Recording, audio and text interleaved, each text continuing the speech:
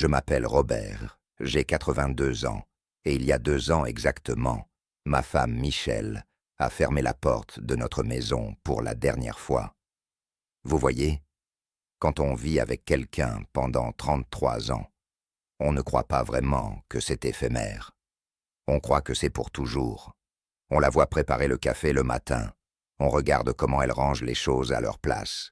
On écoute sa respiration la nuit.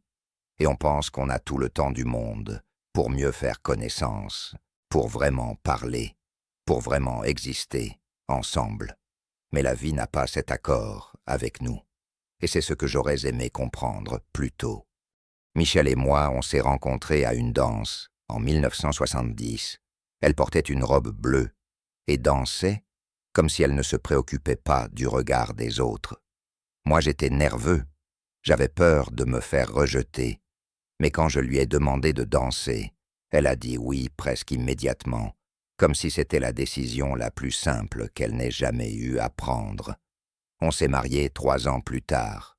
C'était un mariage simple, une petite cérémonie avec la famille proche, et je me souviens d'avoir pensé à ce moment-là qu'on allait avoir une belle vie ensemble.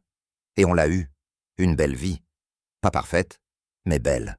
On a eu 2 enfants, on a acheté une petite maison, on a travaillé dur pendant des décennies. Michel était infirmière à l'hôpital. Moi, j'ai travaillé à l'usine. On avait nos routines, nos horaires, nos habitudes. Le matin, elle prenait son café seule pendant que je lisais le journal. Le soir, on regardait la télévision sans parler beaucoup. Les fins de semaine, on faisait les courses ensemble. On visitait les enfants. On voyait nos amis de temps en temps. Et voilà. C'est là que j'ai commencé à faire mon erreur, sans le savoir. Vous comprenez? À 45 ans, je me sentais comme si j'avais toute la vie devant moi. On a des enfants qui grandissent. On a du travail qui nous occupe. On a des factures à payer, des problèmes à résoudre. Il y a toujours quelque chose qui attend. Michel, elle avait ses choses à elle, ses amis de l'hôpital, ses loisirs. Moi, je restais concentré sur ma carrière, sur les choses pratiques.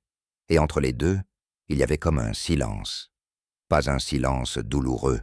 Non, juste un silence vide. On était ensemble, mais pas vraiment ensemble. Je ne lui parlais pas. Je veux dire, on parlait, mais ce n'était jamais profond. On parlait de qui irait faire les courses, de comment les enfants allaient à l'école, de si le toit avait besoin de réparation. Mais on ne parlait jamais de ce qu'on ressentait vraiment. On ne parlait jamais de nos peurs, de nos rêves, de ce qu'on pensait vraiment les uns des autres. Et vous savez ce que c'est le pire? C'est que Michel essayait. Je m'en rends compte maintenant. Elle essayait de créer des moments. Elle m'invitait à des promenades. Elle me suggérait d'aller au restaurant ensemble, juste nous deux. Elle m'écrivait parfois des petites notes pour me dire qu'elle m'aimait. Et moi, je répondais poliment, mais avec une sorte de détachement, comme si j'étais déjà passé à la tâche suivante de ma liste. Quand les enfants ont grandi et ont quitté la maison, je me souviens d'avoir pensé qu'enfin, on pourrait vraiment profiter de notre temps ensemble. Mais à ce moment-là, j'étais déjà dans ma peau de mari distant. Michel avait arrêté d'essayer autant. On était devenus comme 2 colocataires qui s'entendaient bien, mais qui n'étaient pas vraiment liés l'un à l'autre. On avait notre routine, on la vivait tranquillement, et c'était suffisant pour nous, ou du moins je le croyais. Je travaillais jusqu'à la retraite, à 65 ans. Et quand je suis arrivé à la maison ce jour-là, définitivement, je pensais que tout allait changer. J'allais avoir du temps. On allait voyager, peut-être. On allait faire les choses ensemble. Mais l'habitude était déjà trop profondément ancrée. On n'avait pas idée comment être ensemble. On avait oublié comment nous parler, comment nous regarder vraiment.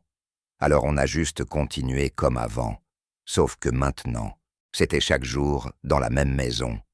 Michel avait développé de petits passe-temps pour elle. Elle lisait beaucoup, elle faisait du jardinage, elle passait du temps avec ses enfants et ses petits-enfants. Et moi, je regardais des matchs de football, je bricolais un peu, je dormais davantage. On était ensemble, dans la même maison, mais on n'était jamais vraiment présents l'un pour l'autre. Il y a 3 ans, Michel a eu un diagnostic de cancer du sein. Je me souviens du jour où elle me l'a dit. Elle l'a dit presque comme si elle parlait de la météo. Elle a dit « Robert, le médecin a trouvé quelque chose. Et vous savez ce que j'ai fait ? J'ai dû réfléchir quelques secondes avant que cela ne s'enregistre vraiment en moi. Quelques secondes, comme si je n'étais pas en mesure de comprendre immédiatement que ma femme, la femme avec laquelle j'avais vécu 30 ans, avait une maladie grave. Elle a subi une chirurgie, et puis une chimiothérapie. Et pendant tout ce temps, j'ai pensé que, maintenant, je pourrais être là pour elle. Je pourrais lui montrer que je l'aimais, que je me souciais vraiment d'elle. Mais vous savez quoi ? J'ai toujours été aussi distant. Je l'accompagnais aux rendez-vous médicaux. Je l'aidais avec les tâches ménagères. Je faisais les choses pratiques. Mais je ne lui prenais pas la main pendant qu'elle avait mal. Je ne la tenais pas pendant qu'elle pleurait la nuit. Je ne lui parlais pas des choses qui l'effrayaient. J'étais là, mais j'étais absent. Et je crois que c'est à ce moment-là que Michel a vraiment compris. Elle m'a regardé un jour, alors qu'elle était assise à la table de la cuisine, et elle a dit quelque chose qui m'a poursuivi depuis. Elle a dit « Robert, je pense que je ne sais pas vraiment qui tu es, et je ne sais pas si je veux continuer à essayer de le découvrir. » Je n'ai pas répondu. Je ne savais pas comment répondre. J'ai pensé que c'était la maladie, que c'était la douleur, que c'était la peur qui parlait. Mais je n'ai pas parlé avec elle de ce qu'elle avait dit. J'ai juste continué, en prétendant que ça n'avait pas été dit. Michel a surmonté le cancer, elle a eu la rémission, et je pensais que les choses s'amélioreraient, que nous aurions une seconde chance, et peut-être que nous l'avions. Mais nous ne savions pas comment la saisir, nous n'avions pas appris à nous rapprocher. Et peu à peu, silencieusement, quelque chose en elle a changé. Elle était plus calme, plus réservée. Elle passait plus de temps dehors, seule dans le jardin. Elle parlait au téléphone avec ses amis pendant des heures, alors qu'avec moi, c'était juste des phrases courtes sur les choses du quotidien. Il y a 2 ans, elle a reçu une offre. Ses amis, un groupe de femmes qu'elle connaissait depuis des années, lui ont proposé de voyager avec elle. Un long voyage en Europe, 3 mois. Et je me souviens que j'ai dit « C'est une bonne idée, vas-y ». Je pensais que c'était ce qu'un mari aimant était censé dire, que c'était généreux. Mais en vérité, j'étais soulagement. Je ne savais pas comment être avec elle. Et l'idée qu'elle parte pendant 3 mois me semblait logique. Logique. Vous vous rendez compte ? J'aurais dû lui dire « Reste avec moi. Parlons. Apprenons à nous connaître à nouveau. Découvrons qui nous sommes ensemble. » Mais je ne l'ai pas dit. Elle est partie, un mardi, en septembre.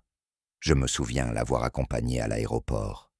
Je l'ai embrassée sur la joue, comme d'habitude.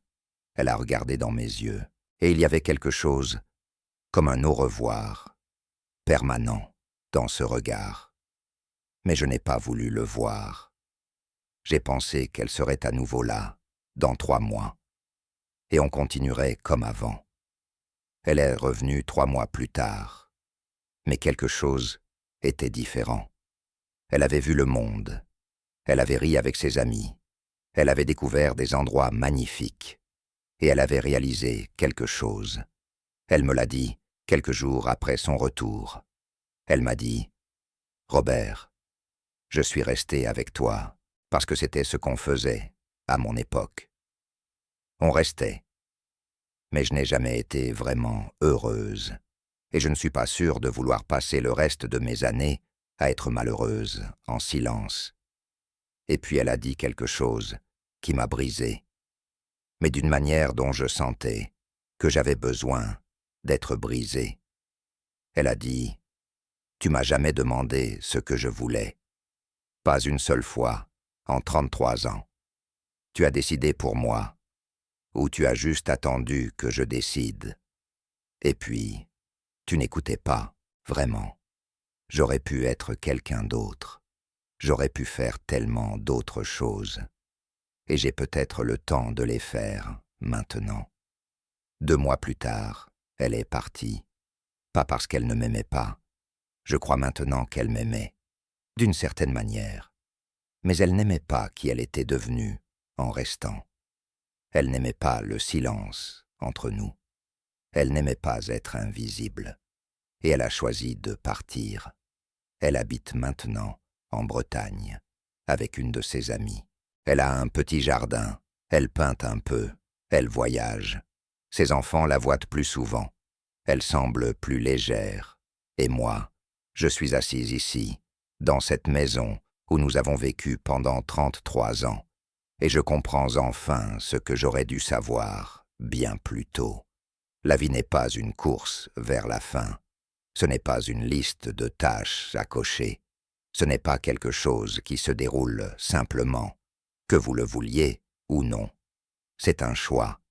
C'est un choix que vous faites chaque jour de vraiment être là, de vraiment voir la personne en face de vous, de lui demander ce qu'elle pense, ce qu'elle ressent, ce qu'elle veut.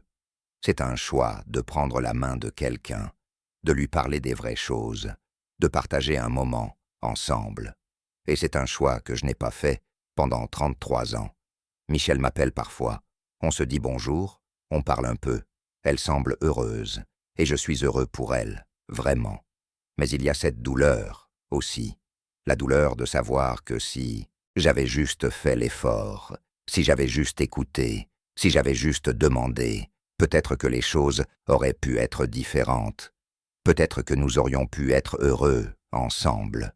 Maintenant je suis un vieillard seul, avec beaucoup de temps devant moi pour réfléchir.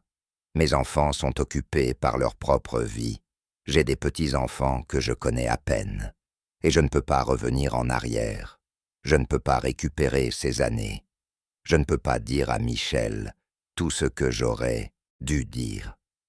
Tout ce temps, j'ai pensé que j'avais du temps, que je pourrais la connaître mieux plus tard. Mais le plus tard ne vient jamais. Il ne vient simplement jamais. Et voilà pourquoi je suis assise ici à vous dire cela.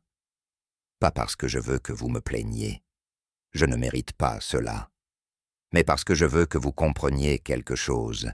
Je veux que vous compreniez que la personne que vous aimez, le personne à côté de vous, en ce moment, elle ne sera pas toujours là. Et que cette vie, que vous vivez, ce jour, cette heure, ce moment, c'est déjà la vie que vous avez rêvée autrefois. C'est maintenant. Ce n'est pas demain. Ce n'est pas après la retraite. Ce n'est pas quand vous aurez moins de travail. Ce n'est pas quand les enfants auront grandi.